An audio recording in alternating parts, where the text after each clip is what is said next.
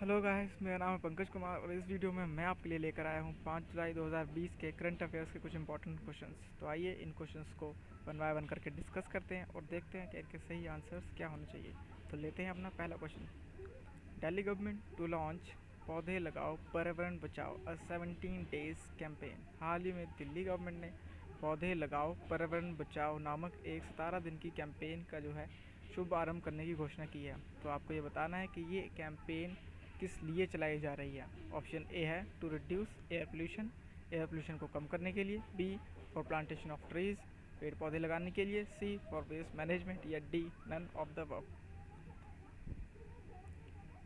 तो ए इसका सही आंसर हो जाएगा टू रिड्यूस एयर पोल्यूशन। जी हाँ, हाल ही में एयर पोल्यूशन को जो है कम करने के लिए दिल्ली गवर्नमेंट ने पौधे लगाओ पर्यावरण बचाओ नाम की ये जो कैंपेन है वो स्टार्ट करने की घोषणा की है। जुलाई 10 से लेकर जुलाई 26 तक ये कैंपेन जो है चलेगी। दिल्ली के एनवायरनमेंट मिनिस्टर गोपाल राय जी ने ये घोषणा की है। बात करें दिल्ली की, तो दिल्ली के जो चीफ मिनिस्टर हैं वो अरविंद केजरीवाल जी हैं और गवर्नर जो हैं वो अनिल बैजलाल जी हैं। आप मैप में भी देख सकते हैं दिल्ली, आप हरियाणा के जस्ट बिल्कुल नीचे आप जो ये रेड डॉट देख रहे हैं वो दिल्ली है। बात करें दिल्ली की, तो 1911 में ये भारत की जो है राजधानी घोषित हुई थी और 11 डिस्ट्रिक्ट्स हैं इसमें। कैपिटल जो है भारत की है, ये आपको पता है। लेफ्टिनेंट गवर्नर की बात करें तो अनिल बैजलाल जी हैं और चीफ मिनिस्टर जो है वो अरविंद केजरीवाल जी हैं यहाँ के। डिप्यूटी चीफ मिनिस्टर जो है वो मनीष सिसोदिया जी हैं और चीफ सेक्रेटरी जो है जो वो है विजय कुमार देव। रिसेंटली दिल्ली न्यूज़ में था क्योंकि इंडिया का फर्स्ट प्लाज्मा बैंक जो है उसका हाल ही में केजरीवाल जी द्वारा इनाग्रेशन किया गया था। कोरोना वॉच नाम का ऐप भी दिल्ली में लॉन्च किया गया था, जिससे आप जो दिल्ली में कोविड हॉस्पिटल्स है उनमें जो अवेलेबिलिटी ऑफ बेड्स है वो इस ऐप के माध्यम से आप चेक कर सकते हैं कि कितने बेड्स जो हैं वो वेकेंट हैं किसी भी हॉस्पिटल में दिल्ली के अंदर। और साथ ही साथ सत्येंद्र जैन जी जो कि दिल्ली के हेल्थ मिनिस्टर हैं वो कोविड पॉजिटिव पाए गए थे। बढ़ते हैं अपने दूसरे क्वेश्चन की ओर, जो है Intel Capital invest dash in Jio Platforms to buy 0.39% stake. हाल ही में इंटेल ने कितने करोड़ रुपए का इन्वेस्ट जो है वो जियो प्लेटफॉर्म ने किया है उसके 0.39% स्टेक्स को ख़रीदने के लिए, आपको ये बताना है। तो ऑप्शन ए है 2000 करोड़, ऑप्शन बी 2025 करोड़, सी 1894 करोड़ या फिर डी 1600 करोड़ रुपए। तो सी जो है 1894 करोड़ रुपए जो है ये आपका बिल्कुल सही आंसर हो जाएगा। यूएस बेस्ड जो है electronic chip making company Intel जो है उसने हाल ही में ये घोषणा की है कि वो 1894 करोड़ रुपए जो है वो जियो प्लेटफॉर्म्स में निवेश करेगा। इसके साथ ही जियो में ये जो है 12वीं डील है जो साइन हुई है अभी हाल ही में, और इसके साथ ही 1,17 करोड़ 588 करोड़ रुपए का फॉरेन जो इन्वेस्टमेंट है वो अभी तक जियो प्लेटफॉर्म में आ चुका है। बात करें इंटेल की, तो इंटेल जो है जुलाई 18 1968 में ये कंपनी जो है इस्टेब्लिश हुई थी 51 ईयर्स अगो, और जिसके जो फाउंडर है वो है गॉर्डन मोरे, आप देख सकते हैं यहाँ पर। और हेडक्वार्टर जो है वो सेंटा क्लेयर कैलिफोर्निया यूएस में है। बात करें जियो की, तो जियो 2019 में इस्टेब्लिश हुई है हाल ही में। फाउंडर इसके मुकेश अंबानी जी और हेडक्वार्टर इसका मुंबई महाराष्ट्र इंडिया में है। बात करें जियो में इन्वेस्टमेंट की, तो फेसबुक ने सबसे ज़्यादा इन्वेस्टमेंट किया है। 99% जो शेयर हैं वो हाल ही में जियो कंपनी से ख़रीदे हैं। और KKR 2.32, साथ ही में Public Investment Fund of Saudi Arabia, White Vista Equity, Silver Lake, Mubadala Investment Abu Dhabi, TPG Capital, L Catterton और इंटेल कैपिटल जिसका हाल ही में निवेश अभी हाल ही में इंटेल कैपिटल ने निवेश किया 1800 करोड़ का, और 0.39% स्टेक्स जो हैं वो जियो के ख़रीदे हैं। बात करते हैं अपने अगले क्वेश्चन की ओर। विच बैंक लॉन्च्ड ई किसान धन मोबाइल ऐप फॉर फार्मर्स। आपको ये बताना है कि ई किसान धन ऐप जो है वो किस बैंक ने हाल ही में लॉन्च किया है। ऑप्शंस आपके इस प्रकार हैं। Option A HDFC bank, B ICICI bank, C bank of Baroda या डी इस बैंक। तो ए जो है आपका बिल्कुल करेक्ट हो जाएगा, HDFC बैंक। जी हाँ, HDFC बैंक ने हाल ही में ई किसान धन ऐप जो है वो लॉन्च किया है। आप ये थंबनेल उस ऐप का देख सकते हैं। साथ में ही बैंक ऑफ बड़ौदा ने अभी हाल ही में अपना जो लैंडिंग प्रोसेस है वो कम्प्लीटली डिजिटलाइज़ किया है। येस बैंक ने युवा पे नाम का ऐप जो है लॉन्च किया था कुछ ही टाइम पहले। बात करें HDFC बैंक की, इस ऐप की बात करते हैं पहले।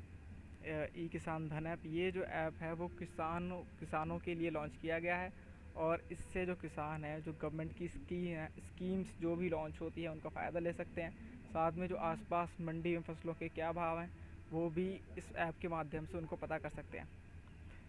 बात करते हैं HDFC बैंक की, तो हेडक्वार्टर इसका मुंबई महाराष्ट्र, और चेयरमैन इसके दीपक पारेख जी हैं, मैनेजिंग डायरेक्टर आदित्य पुरी जी हैं, आप देख सकते हैं। और साथ ही साथ बात करें इसके फाउंडेशन की, तो ये अगस्त 1994, आज से 25 साल पहले फाउंड हुआ था, मतलब इस्टेब्लिश हुआ था। अगले क्वेश्चन की ओर बढ़ते हैं। Bollywood veteran choreographer dash passed away at the age of 71। हाल ही में किस कोरियोग्राफर की मृत्यु 31 वर्ष की आयु में हो गई है? आपको ये बताना है कि 31 वर्ष की आयु में किस कोरियोग्राफर का निधन हो गया है। आपके ऑप्शन इस प्रकार हैं। Option A Rishi Kapoor, B Sushant Singh Rajput, C Irrfan Khan, और डी सरोज खान। तो इसका सही जो आंसर हो जाएगा वो होगा ऑप्शन डी, सरोज खान। जी हाँ, सरोज खान जी का हाल ही में 3 जुलाई 2020 को निधन हो गया है। कार्डियक अरेस्ट के कारण इनकी मृत्यु हुई है। गुरु नानक देव जी हॉस्पिटल में इनको 17 जून को भर्ती करवाया गया था। ब्रीदिंग मतलब सांस लेने में इनको दिक्कत हो रही थी, और उसके बाद शुक्रवार सुबह 1:45 इनकी मृत्यु हो गई।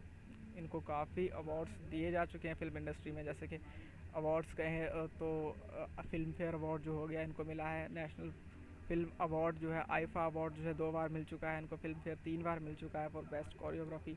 उसके साथ ही काफ़ी सारे अवार्ड्स जो हैं इन्होंने अपने नाम किए हैं। बढ़ते हैं अपने अगले क्वेश्चन की ओर, जो है who is appointed as the new managing director of Chola MS General Insurance company.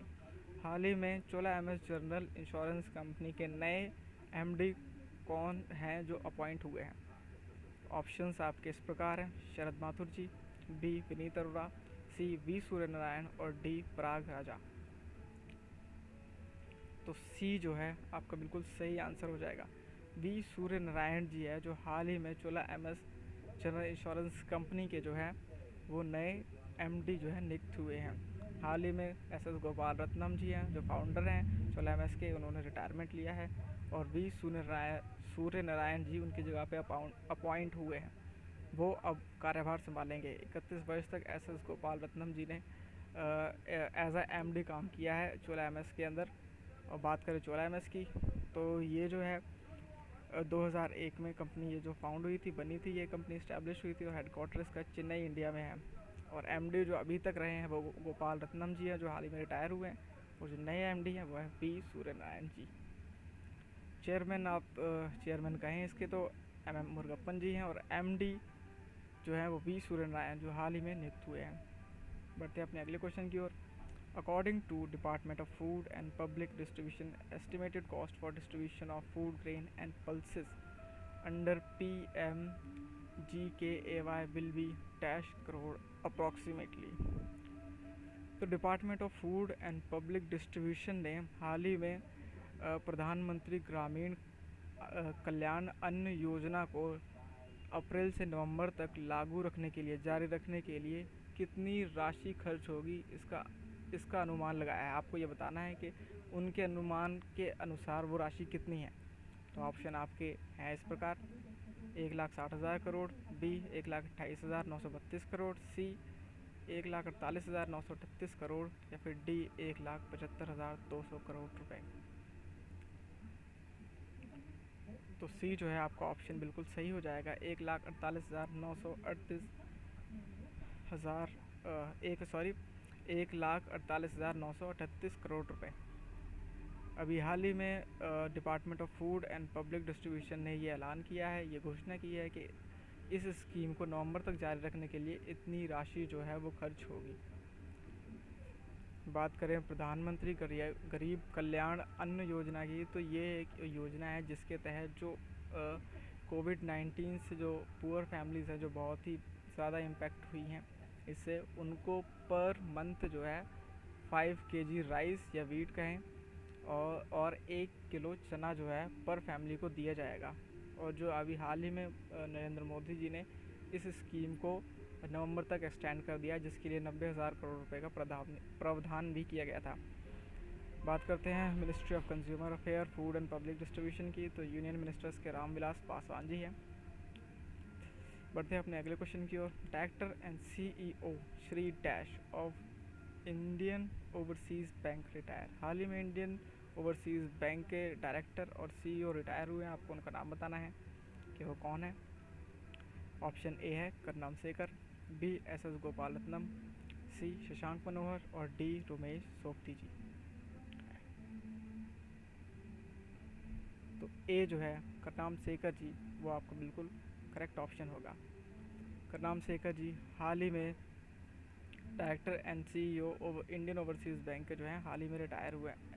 S S Gopal Ratnam जो है वो एम एस चोला बैंक के जो एमडी थे, सॉरी एम एस चोला इंश्योरेंस कंपनी के एमडी थे, वो अभी हाल ही में रिटायर हुए। मनोहर शशांक मनोहर जी हैं, आईसीसी के चेयरमैन थे, वो हाल ही में उनका कार्यकाल समाप्त हुआ है।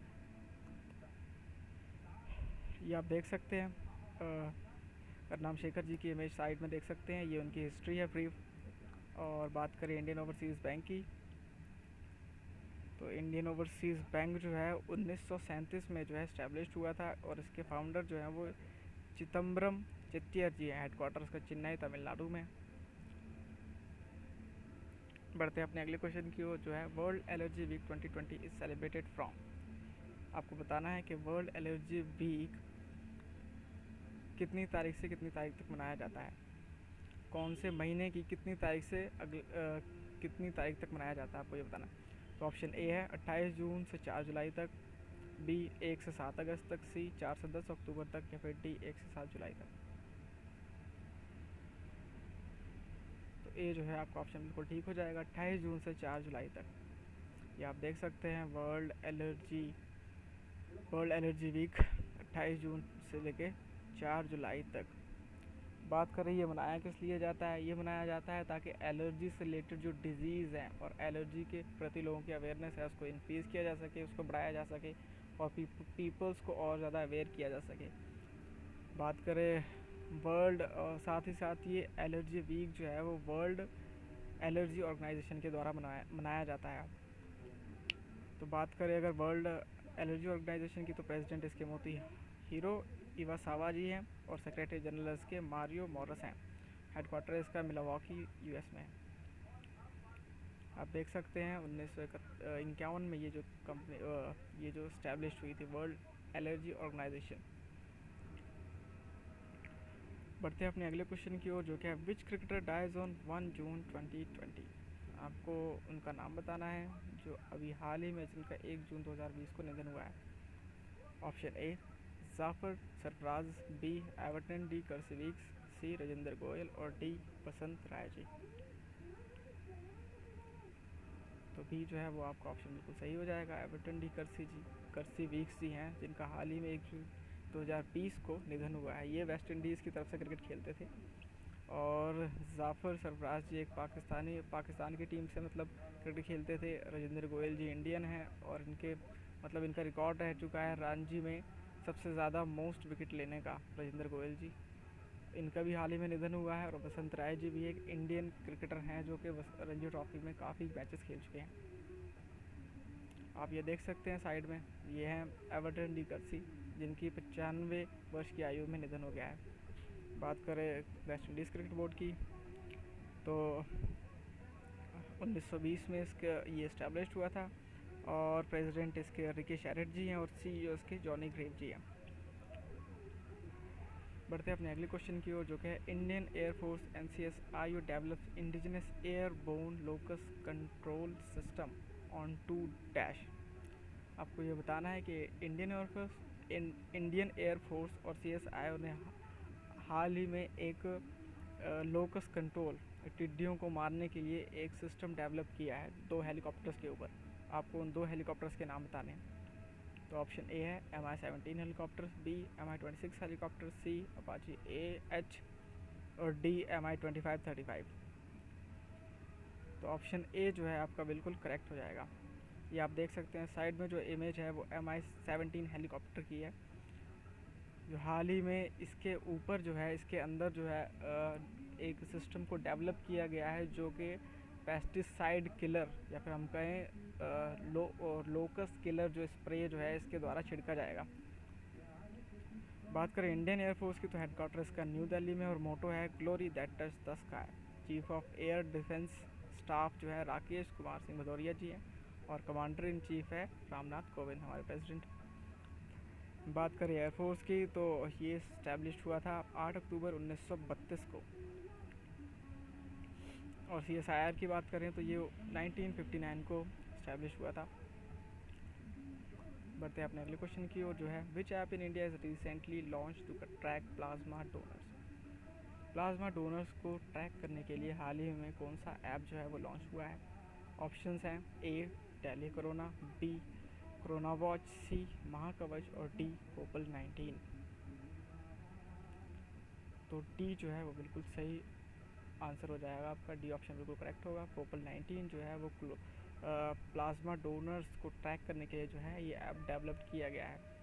बात करें महाकवच की तो ये महाराष्ट्र गवर्नमेंट के द्वारा लॉन्च किया गया था, बिल्कुल आरोग्य सेतु ऐप की तरह ही बिल्कुल काम करता है। कोरोना वॉच ऐप जो है वो दिल्ली में लॉन्च किया गया था ताकि दिल्ली के जो हॉस्पिटल्स हैं, कोविड हॉस्पिटल्स हैं, उनमें जो बेड्स की अवेलेबिलिटी है उनको जाना जा सके, पब्लिक उस ऐप से हेल्प ले सके कि मतलब कितने हॉस्पिटल्स के अंदर, कोविड हॉस्पिटल्स के अंदर कितने बेड्स जो हैं वो वेकेंट है। और दिल्ली कोरोना भी दिल्ली में ही लॉन्च हुआ था।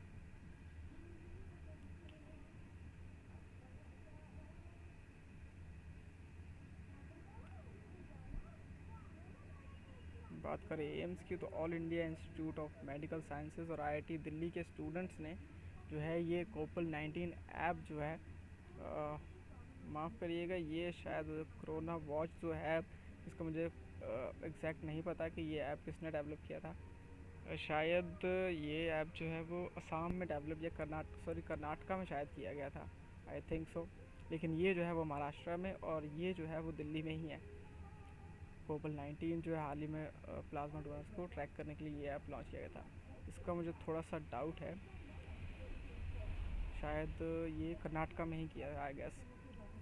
चलिए बात करते हैं, ये एम्स और IIT दिल्ली के द्वारा कोपल 19 ऐप जो है वो लॉन्च किया गया, आप इस इमेज में देख सकते हैं। साथ ही साथ इस ऐप से जो है जो भी लोग अपना प्लाज्मा जो है वो डोनेट करना चाहते हैं वो इस ऐप पर रजिस्ट्रेशन आसानी से करवा सकते हैं, जिससे जो है जिनको भी प्लाज्मा थेरेपी दी जाती है उससे जो है इसको काफ़ी हेल्प मिलेगी। अब बात ये उठती है कि प्लाज्मा होता क्या है। प्लाज्मा यार सिंपल मैं समझाऊंगा भाषा में, तो हम उस इंसान की बॉडी से ब्लड निकालते हैं जो हाल ही में कोविड-19 से ठीक हो चुका है, और वो ब्लड जो है उस इंसान की बॉडी में इंजेक्ट करते हैं जो इससे लड़ रहा है इस टाइम, मतलब इस टाइम जो पीड़ित है उससे कोविड-19 से।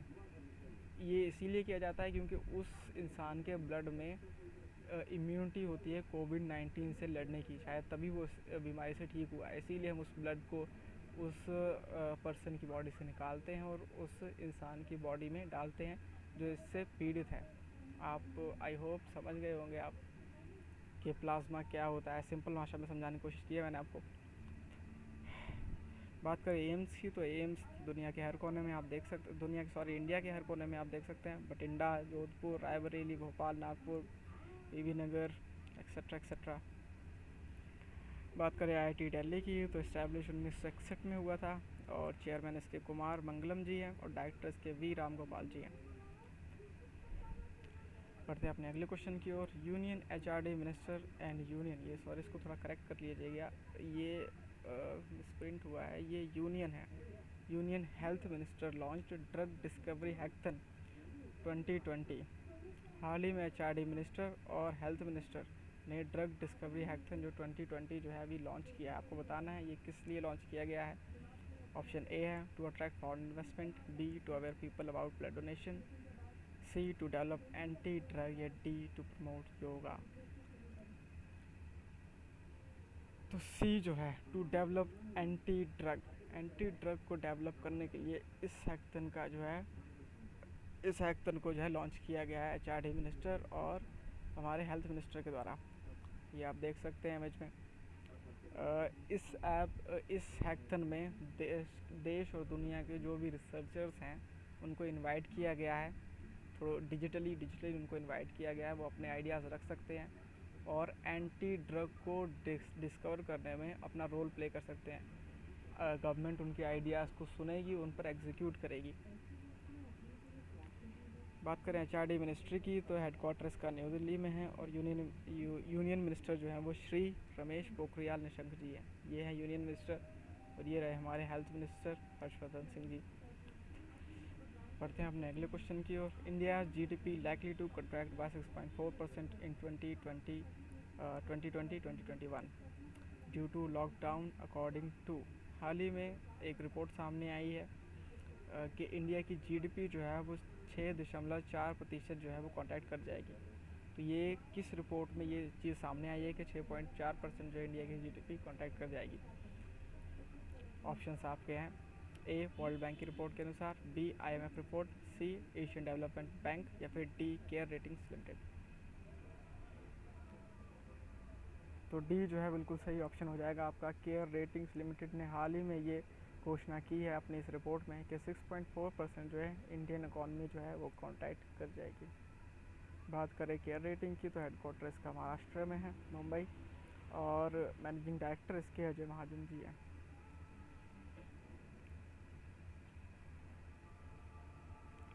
बढ़ते हैं अपने अगले क्वेश्चन की ओर। Recently Mobile Master ji app launch to help rural school overcome the teaching and learning challenges caused by pandemic by. हाल ही में मोबाइल मास्टर जी ऐप जो है जो कि ई लर्निंग ऐप है, एक स्टूडेंट के लिए लॉन्च किया गया है ताकि वो घर बैठकर ही पढ़ सकें, टीचर्स के लेक्चर्स को रिकॉर्ड कर सकें इस ऐप के द्वारा। तो आपको ये बताना है कि ये ऐप किसके द्वारा लॉन्च किया गया है। ऑप्शन ए है IIT Kanpur, B IIT Bombay, C IIT Madras या डी उत्तराखंड गवर्नमेंट। तो इसका जो सही आंसर है वो हो जाएगा ऑप्शन ए आईआईटी कानपुर। जी हाँ, आईआईटी कानपुर के द्वारा इसका हाल ही में लॉन्च किया गया है। उत्तराखंड गवर्नमेंट ने संपर्क दीदी नामक एक ऐप को लॉन्च किया था, वो भी एक ई लर्निंग ऐप है। या ये आईआईटी कानपुर का कैंपस है। और आईआईटी कानपुर की बात करें तो कोपिल्ली राधाकृष्ण जी यहाँ के चेयरपर्सन हैं और डायरेक्टर यहाँ के प्रोफेसर अभय कर्नाडिकर जी हैं। ये आप देख सकते हैं 1959 में इस्टेब्लिश हुआ था। बढ़ते हैं आज के लास्ट क्वेश्चंस की ओर।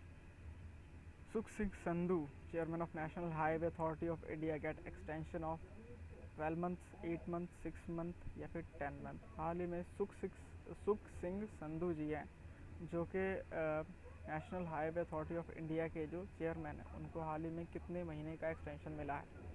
और दूसरा क्वेश्चन है, dash bank to offer zip drive and online instant auto loan to its customer.